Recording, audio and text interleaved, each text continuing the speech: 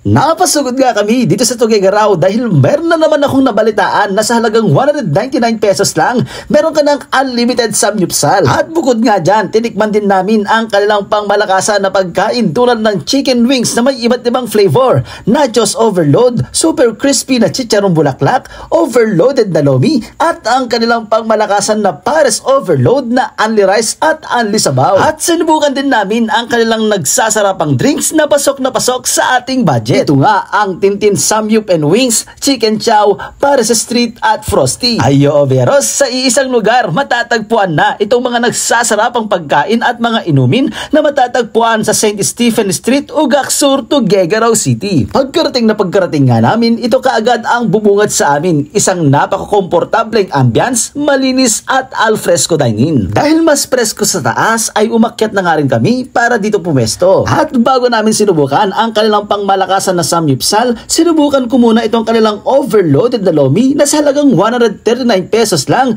Meron na itong chicharong bulaklak, karahay, kikiam, itlog at masarap na noodles. Sinubukan ko nga din itong kanilang 139 pesos lang na pares overload. Meron na itong dalawang chicharong bulaklak, meron din itong karahay na ganito karami, at meron din itong laman ng baka. At hindi pa dyan nagtatapos dahil may libreng soda pa ito. Sa halagang 499 pesos naman, at meron na itong 3 flavors. Itong kanilang chicken wings, ganito rin karami ang isang serving at marami pang pagpipilian na flavor. Ang kanilang unlimited samgyupsal naman, 199 pesos lang. Self-service na rin pala ito. Pipili ka na lang sa mga available flavors tulad ng grilled bulgogi, osam, salt and pepper, plain, herbs at barbecue flavor. Para naman sa kanilang side dishes, meron na silang fish cake, sweetened banana, potato marble, pickled radish at kimchi. Para naman sa kanilang policy, 1 pesos per gram kapag hindi nyo naubos. Consumable ito ng 1 hour and 30 minutes. Alright, Veras, una natin titikman itong kanilang overload na lomi. Tignan nyo naman,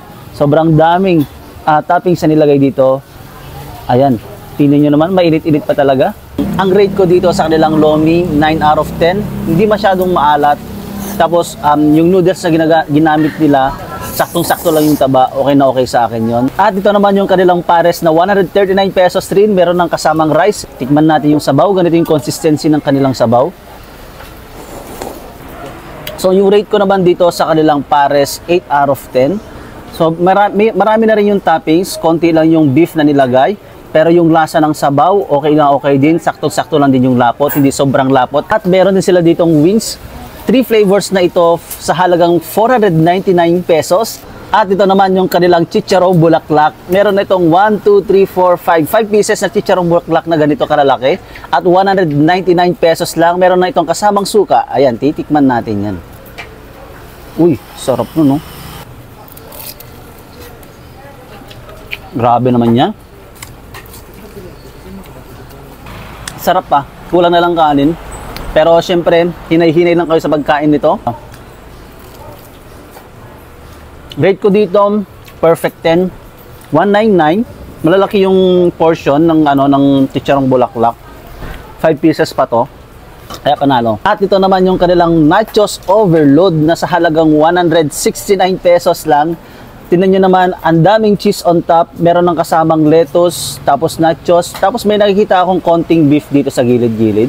Ano pang hinihintay nyo mga boss? Sumugod na kayo dito at bukas sila araw-araw mula 10 AM to 10 PM. Yun lang mga boss, mabalo!